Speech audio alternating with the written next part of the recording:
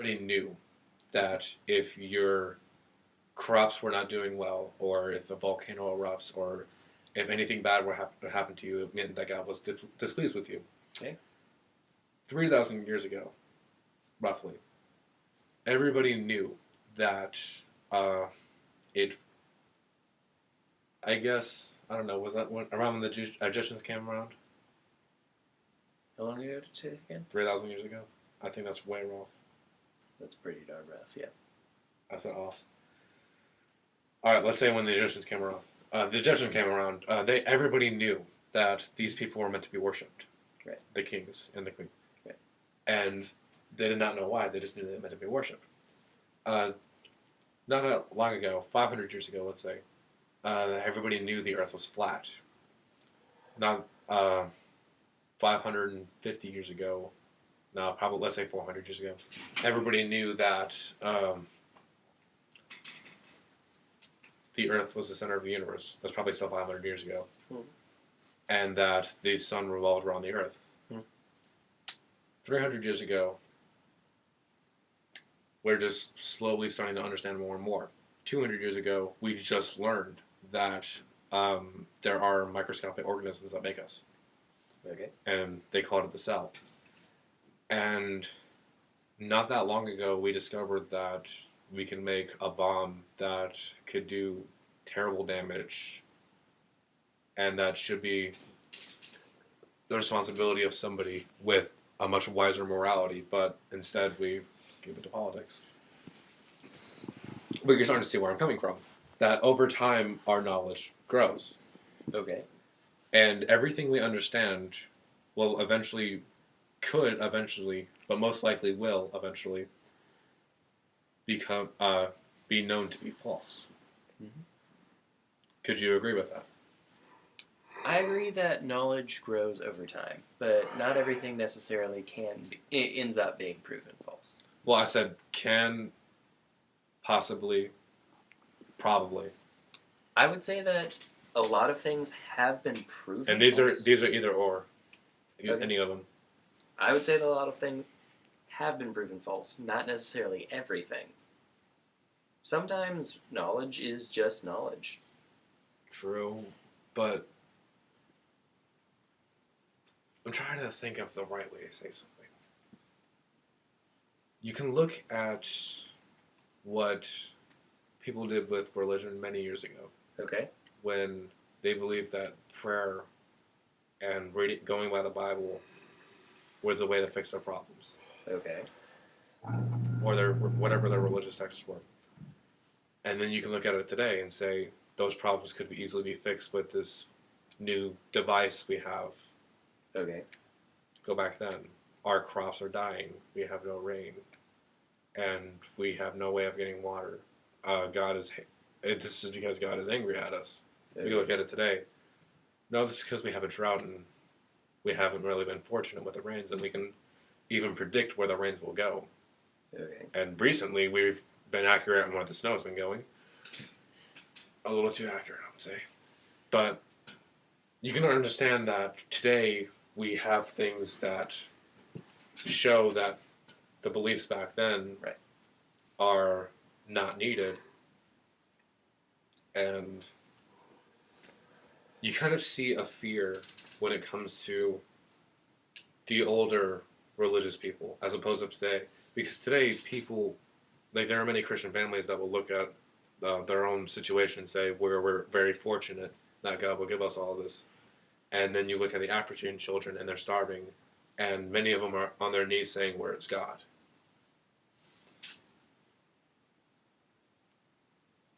Where are your opinions on this?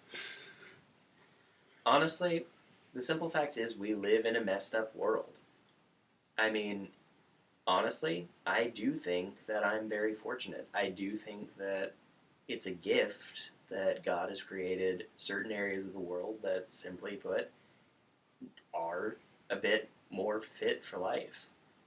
But again, we do live in a messed up world. We live in a world, and we live in an imperfect world, a world separate from God. I mean, let's face it, like you said, this world isn't perfect. Part of that is because we are separate from the guy who knows how to fix it because of our own sin. And and honestly, God never wished for people to be in Africa starving. He never wanted any of that. But everything's part of his plan. But So he to an did. extent. Like, and again, this is just my opinion, but at the core of everything is the fact that this world is screwed up.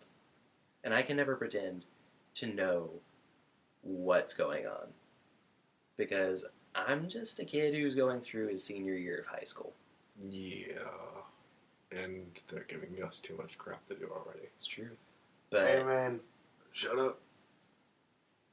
all I'm saying is, at its very core, Shut up, slave. as I said before, it just makes sense to me that if we're living in a messed up world, that maybe at its core, we've got something holding it all together. I mean, one of Gravity. one of the laws of science is that nothing exists without purpose. That is not a law of science. It's There is science. no way that is a law of science. It is. Okay, but It it's depends science. what you mean by purpose. Law theory, I'm sorry, I am out of it right now. But nevertheless, at its very core, it just doesn't make any sense for anything to be here without a purpose. It does. To me, it makes more sense for us to be here without purpose. Because, look at it like this. So you believe in the creationist theory where God created the earth Yes? and he created it fit for humans. Yes. So, let's backtrack. He created the entire universe. Okay. He created all the stars. Okay. He created the earth. Yes. He created our solar system. Okay. How big is the earth compared to the rest of the universe? Infinitesimally small. It's a speck on a speck on a speck on a speck on a speck on a speck on a speck on a speck of something that we can barely even comprehend. We can only guesstimate at. Now, think of it like this. We have a tiny little rock Mhm. that many people, compared to us, is very big.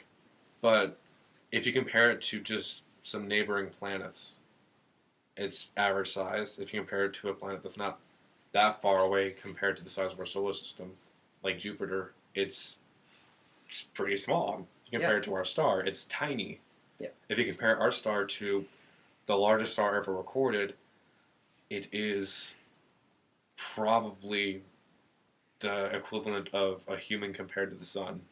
Yep. And that's probably way off or way accurate. I don't even know. But, so you have to admit that there's a lot of things beyond Earth. Yes. You have to admit that there are more things out there than we can, not that we can comprehend, but that we can know of because we can't see far enough. Okay. Now we have discovered 2,000 planets, over 2,000 other planets. Mhm. We've discovered that of all of them, only one of them possibly can sustain life for humans. That planet would probably take us thousands of light years to reach. That's probably thousands of light years away. That's not a time. It is, I guess. But it's thousands of light years away. And if we were ever needed to go to that planet, we would probably be doomed. Correct? Okay. Now, there are so much things. And what Christianity essentially says is, hey, the creator of the universe is personally invested in you and is personally saying that you are the center of all things. In your Bible, there are inaccurate things about science, but ignore that. When they're proven wrong, just say, well, some of it's metaphorical, or that part was written by man. And we have so many things out there in the universe, but the creator of the universe only cares about you. To be honest, if our planet exploded and ceased to exist, or imploded and just puffed out of existence, do you know what the only thing would care is? The moon. Because it'd be like, shit. No, it would fly away, right? Okay. That would be the only repercussion. The rest of the universe would go, oh, what was that? If it had a conscience, it would probably be the equivalent of a cell dying. And what you're trying to tell me is that,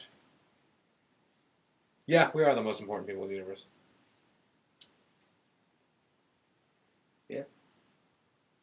Consider that we're not. Consider we're the only ones in the universe. That we know of. Seems like we'd have found someone by now. Well, think about it. Statistically speaking, it is probably.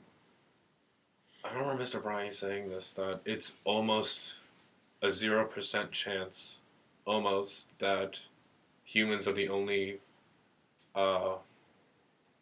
conscious creatures in the universe. As a matter of fact, monkeys are pretty damn close. A lot of grown-up monkeys are smarter than children. I think we've talked long enough. Considering the fact that I don't even know where my train of thought is right now. I am Brandon Zonic, and this is... You can say a guy. You can say your name. Todd Snussifus. Sure, I'll go with that. And this was a very long conversation. Yeah, Holy it was. shit. It's probably 4:30 in the morning. Yeah, it's 4:30 in the morning. Good night.